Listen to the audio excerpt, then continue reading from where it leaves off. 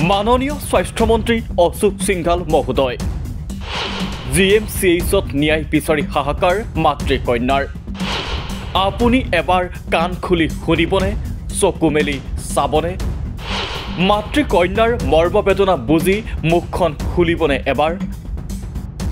শুনক কি কৈছে এইগৰাকী দুৰ্ভগীয়া মাতৃয়ে মোৰ মানে চকু হেৰি হৈ যায় টোপনিত মই মানে উঠিব নোৱাৰা অৱস্থা হওঁ ভৰি বিষ হৈ ফুলি যায় কিন্তু মই কোনোদিন মোৰ ছোৱালীজনীক মই বেয়া ৰাস্তাত বা বেয়া পথত মই কোনোদিন মই তাক মানে পেলাব মানে মই পেলোৱা নাই মই বহুত গাৰ্ড দি মোৰ ছোৱালীজনীৰ লগত মই বহুত কষ্ট কৰিলোঁ স্বাস্থ্যমন্ত্ৰী মহোদয় বিধিগত কাৰণত আমি এই 13 বছৰীয়া কিশোৰীগৰাকীৰ মুখখন আপোনাক দেখুৱাব নোৱাৰোঁ একে কাৰণত দেখুৱাব নোৱাৰোঁ GMCHৰ আশে-পাশে হাহাকাৰ কৰি ঘূৰি ফুৰা কিশোৰীগৰাকীৰ মাতৃৰ মুখখন কিন্তু এইকেইষাৰ বাক্যৰ পৰা আপুনি বুজিব পাৰিবনে দুই মাতৃকন্যাৰ এই মৰ্মবেদনা যেতিয়া মই ছোৱালীজনীৰ লগত ইমানটো ভয়ংকৰ ঘটনা ঘটি গৈছে মই নথকাৰ অৱস্থাত তাত মোৰ তিনিটা মানে মোৰ যুক্তি মই দাঙি ধৰিবলগীয়া আছে এক নম্বৰত মোৰ ছোৱালীজনী অসুস্থ এটা মাননীয় স্বাস্থ্যমন্ত্ৰী অশোক সিংঘাল মহোদয় আপোনাৰ জ্ঞাতাৰ্থে পুনৰ এবাৰ উল্লেখ কৰিছোঁ একেখিনি কথা বিগত 13 জানুৱাৰীত GMCHত কিডনীৰ চিকিৎসা কৰিবলৈ আহি ভৰ্তি হৈছিলহি এগৰাকী 13 বছৰীয়া কিশোৰী আৰু 19 জানুৱাৰীৰ নিশা মাতৃৰ কাষত নথকাৰ সুযোগত GMCHৰে চাফাই কৰ্মীৰ কামনাৰ বলি হৈছিল কিশোৰীগৰাকী অভিযোগ অনুসৰি বন্ধ ৱাছৰুমত ধৰ্ষিতা হ'ল 13 বছৰীয়া কিশোৰীগৰাকী লাগিছিলে তাৰপৰা পাছাপ কৰিব লাগিছে মই এটেণ্ডেণ্টক মাতিছোঁ কিন্তু টোপনি গৈ থকা দেখি মই বৰকে নেমাতিলোঁ তেতিয়া মই ইফালে সিফালে চালোঁ তুমিও অহা নাই আৰু নহাৰ কাৰণে কৰবী বাই ৰৈ আছিলে কৰবী তাৰ চুইপাৰ হয় লেডিজ তাৰপৰা তেতিয়া কৰবী বায়ে মোক হাত বাউলি মাতে কৰবী বায়ে মোক লৈ আহিছে তাৰপৰা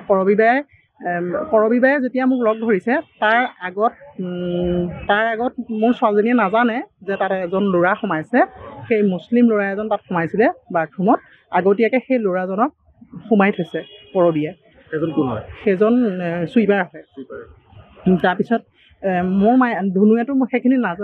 নাজানে মোৰ ছোৱালীজনীয়ে তাত যে ল'ৰা এটা সোমাই আছে আগতীয়াকৈ তাইৰ পাছাপ অত্যন্ত বেছি চাগে জোৰেৰে লাগিছিলে তেতিয়া সেই ছোৱালীজনীয়ে যিজনী কৰবী সেই কৰবীয়ে মোৰ ছোৱালীজনীক হাতেৰে ধৰি লৈ আহিছে মই লৈ যাম তাৰপৰা নি ল'ৰাটোৰ আগত তাত সোমাইছে তাৰপিছত কৰবীয়ে দৰ্জাখন মাৰি দিলে দৰ্জাখন মাৰি দিয়াৰ পিছত দুজন আহিছে পেচেণ্ট মানে পাছাপ গাৰ্ড যাব লাগে তেতিয়া তেওঁ দুইজনকে কৈছে নোসোমাব ইয়াত নোসোমাব বুলি ধমকি দি আঁতৰাই দিছে মাননীয় স্বাস্থ্যমন্ত্ৰী অশোক সিংঘাল মহোদয় এয়া এগৰাকী মাতৃৰ অভিযোগ কিন্তু তাৰ পাছত কি কৰিলে জানেনে গুৱাহাটী চিকিৎসা মহাবিদ্যালয় কৰ্তৃপক্ষই চাওক এই স্পষ্টীকৰণলৈ যিগৰাকী কিশোৰী চাফাই কৰ্মীৰ কামনাৰ বলি হ'ল যিগৰাকী কিশোৰীৰ অভিযোগৰ ভিত্তিত পস্কো আইনৰ অধীনত গোচৰ ৰুজু হ'ল সেইগৰাকী কিশোৰীৰ নাম ৰাজহুৱা কৰি স্পষ্টীকৰণ প্ৰদান কৰিলে GMCH কৰ্তৃপক্ষই আৰু তাৰ পাছত শনিবাৰে সংবাদ মাধ্যমৰ আগত এই বাৰ্তা দিলে GMCH কৰ্তৃপক্ষই ইয়াৰ পৰা পঠাই নিদিব মই বেছি সময় নালাগে মই আগতেও কাটিছোঁ মই দেখিলোঁ যে কথাটো অলপ বিষম ধৰণৰ হয় অলপ বেলেগ ধৰণে চাব লাগিব মই বোলো তাইক ক'লোঁ ঠিক আছে হ'ব মই নপঠাওঁ বাৰু তোমাৰ লগতে থাকিব দিম এই বুলি কৈ মই পঠিয়াই দিলোঁ ৰুমৰ পৰা পঠিয়াই দিয়াৰ পিছত মই মাককো ক'লোঁ যে আপুনি চাব মাক খুব উগ্ৰ হৈ আছিলে কৈছে যে নাই এই তাই বোলো সেইবিলাক আপোনালোকৰ ব্যক্তিগত কথা আমি নুশুনো আপোনালোক এতিয়া যাওক যি কৰিব লাগে কৰিম কিন্তু আপুনি এখন লিখিতভাৱে দিব আমাক এনেকৈ কথাৰ পিছত মই আমাৰ যিকেইজন ডক্টৰ আছে আমি মাতিলোঁ আমি কথা পাতিলোঁ যে নাই ছোৱালীজনীক আমি ৰেফাৰেল কৰিব লাগে লগে উইদিন 5 মিনিটছ কৰিলোঁ চিকিৎসকে চাই তেওঁলোকে ঠাৱৰ কৰিলে যে হয় ছোৱালীজনী 13 বছৰীয়া কিশোৰী যৌন নিৰ্যাতিতা হৈছে কিন্তু GMCHে কৈছে প্ৰেমৰ সম্পৰ্কৰ কথা প্ৰত্যুত্তৰ দিছে মাতৃয়ে কিন্তু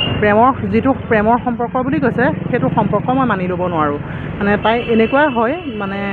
স্বাগত নাৰ্ছিং হোমতো মই তাইক ভৰ্তি কৰিছিলোঁ এমাহ আছিলোঁ আমি মোৰ ছোৱালীজনীয়ে মানে সদায় মৰমৰ এষাৰ মাত বিচাৰে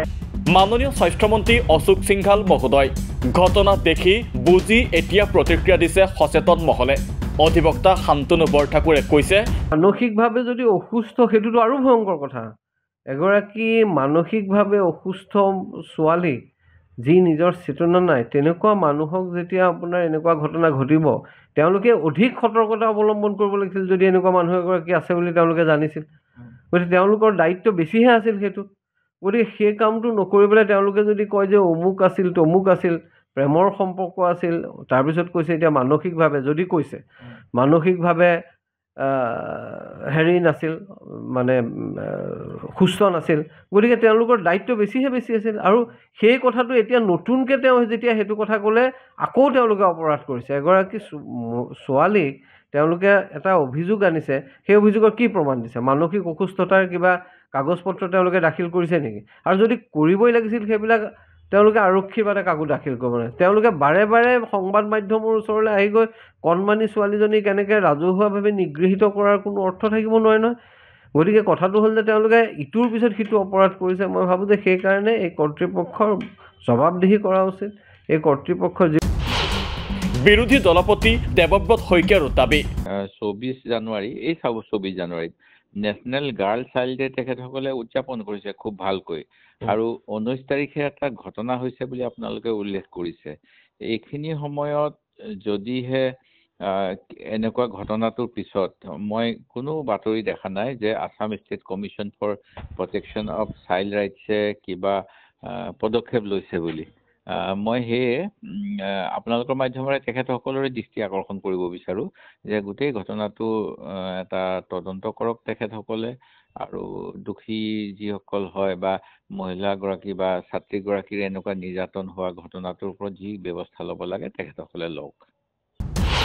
আপোনাৰ পদত্যাগ দাবী কৰিছে প্ৰাক্তন সাংসদ ৰিপুণ বৰাই সন্দৰ্ভতো নিয়ম মতেতো স্বাস্থ্যমন্ত্ৰী মুখ্যমন্ত্ৰী সকলোৱে ইয়াৰ বাবে জগৰীয়া হ'ব লাগিব কাৰণ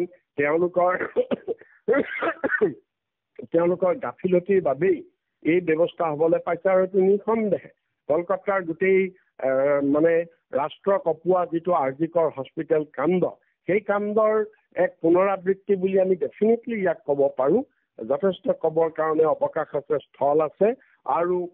আমি সেই ঘটনাৰ পৰাও আমি শিক্ষা লোৱা নাইকিয়া আৰু তেতিয়া বিজেপি সোচ্চাৰ হৈছিলে হয় গোটেই পশ্চিমবংগত বিজেপি আন্দোলন কৰিছিলে অসমতো তেওঁলোকে বিভিন্ন ধৰণৰ প্ৰতিবাদ কৰিছিলে কিন্তু আজি বিজেপি দলে এই ঘটনাৰ কোনো ধৰণৰ তেওঁলোকে প্ৰতিবাদ কৰা নাইকিয়া এই ঘটনাক তেওঁলোকে নিন্দা কৰা নাইকিয়া মুখ্যমন্ত্ৰীয়ে কোনো এটা মাত মতা নাইকিয়া আৰু স্বাস্থ্যমন্ত্ৰীও সম্পূৰ্ণৰূপে নীৰৱে আছে আমি ভাবোঁ যে এই ক্ষেত্ৰত স্বাস্থ্যমন্ত্ৰীয়ে নৈতিক দায়িত্ব স্বীকাৰ কৰিব লাগে আৰু নৈতিক দায়িত্ব স্বীকাৰ কৰি তেওঁ পদত্যাগ কৰিব লাগে বুলি আমি ভাবোঁ লেখিকা মাইনী মহন্তৰ মন্তব্য মাননীয় স্বাস্থ্যমন্ত্ৰী অশোক সিংঘাল মহোদয় ভুক্তভোগী পৰিয়ালে হাহাকাৰ কৰিছে সচেতন মহলে ঘটনাৰ তদন্ত বিচাৰিছে আপোনাৰ পদত্যাগ আপুনি স্বাস্থ্যমন্ত্ৰী কাণ খুলি শুনক চকু মেলি চাওক আৰু মুখ খুলি কিবা এষাৰ কওক কৰ্তৃপক্ষ সকলোৱে আমাৰতো অভিভাৱক চৰকাৰখনেই চৰকাৰ এই স্ত্ৰী সুৰক্ষা বিষয়টো যাতে শ্লোগানতে আবদ্ধ হৈ নাথাকে যে বেটি বচাও বেটি পঢ়াও নিযুত মইনা আঁচনি এই ধৰণৰবোৰৰ মাজত যাতে নাৰী সুৰক্ষা বিষয়টো তাতে সোমাই নাথাকে বাস্তৱিকতে কিমান সুৰক্ষিত যে শ্ৰেণী বৰ্ণ নিৰ্বিশেষে ধনী দুখীয়া সকলো শ্ৰেণীৰ মানে মহিলাই যাতে সুৰক্ষা পাব পাৰে সকলো পৰিৱেশত তেনেকুৱা এটা আমি বিচাৰোঁ আৰু সেইটো আমাৰ দাবী স্ত্ৰী সুৰক্ষাৰ ক্ষেত্ৰত চৰকাৰ এতিয়াৰ পৰা অন্ততঃ সজাগ হওক